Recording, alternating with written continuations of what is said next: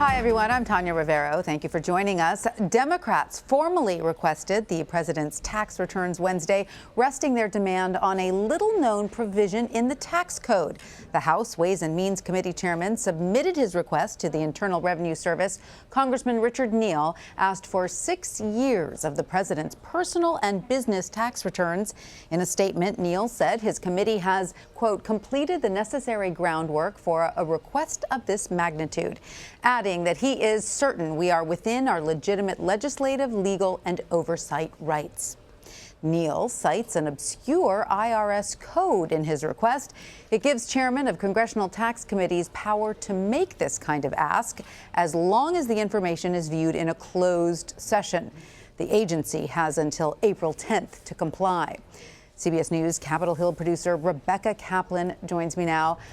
Hi, Rebecca. What can you tell us about this obscure tax code that's allowing Democrats to make this request?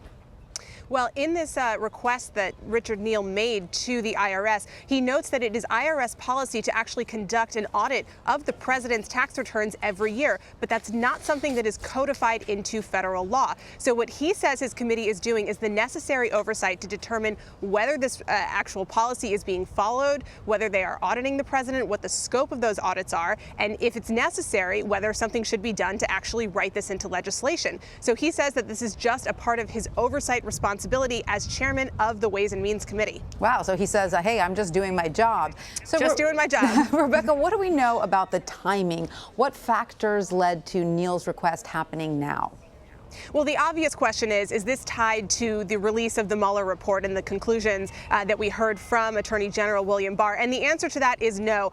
Neal has been saying all along that his request has nothing to do with the Mueller report, and right now that is not what this timing is based upon. An aide told me just a couple minutes ago that he just really felt that the work on this request was done, that it was finally ironclad, and he felt comfortable submitting this to the IRS because he was confident that it would not be rejected. So he's saying this has nothing to do with other committees, other investigations are happening. This is just his work as chairman of the Ways and Means Committee. But one thing we have certainly seen is that there's been a lot of pressure on him, especially from the left wing of the Democratic Party, who really wants to see these tax returns out in the open. And Speaker Nancy Pelosi, before taking power as Speaker earlier this year, did say it was one of the first and easiest things that the Democrats could do once they controlled the House. But Neal has been steadfast all along in that he also has other priorities in which he really wants to work with the White House. A great example of that is infrastructure. He really hopes that they can come together on some sort of big deal.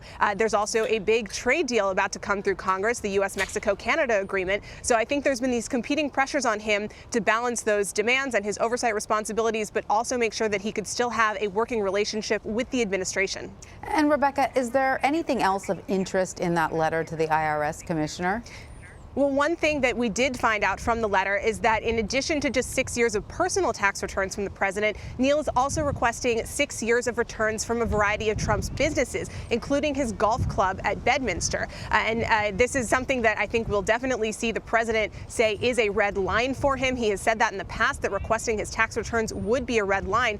But Neal says that it's very important to request both personal and business returns because so much of what the president does is tied up in his business. And so I think it's going to be very interesting to see. We already saw the president asked about this in a scrum with reporters earlier this evening, and he said, no, I'm under audit. Those tax returns can't be released while I'm under audit, which is what we heard him say for the entire campaign. He's been under audit for a very long time. So, Rebecca, for a long time. What happens next here?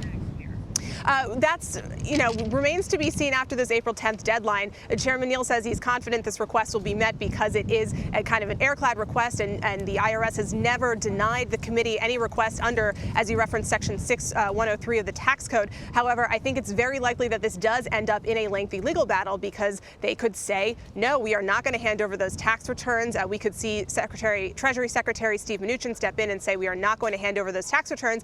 And then the decision for Neal is going to be, does he go to court over this? And that's what I think we have to see after the April 10th deadline. Interestingly, our colleague from CBS Radio, Bill Rakop, ran into the Senate Finance Committee chairman, Chuck Grassley, as he was on his way out of the Capitol tonight. Now, Grassley has always said if the House is going to have the president's tax returns, the Senate is going to want them as well. But tonight, when he heard that Chairman Neal had formally requested the tax returns, Grassley said he didn't think he was going to do the same thing because he thinks the House request is political. All right. I would imagine he would say that. All right. Rebecca Kaplan in Washington, thank you so much. Thanks, Tanya.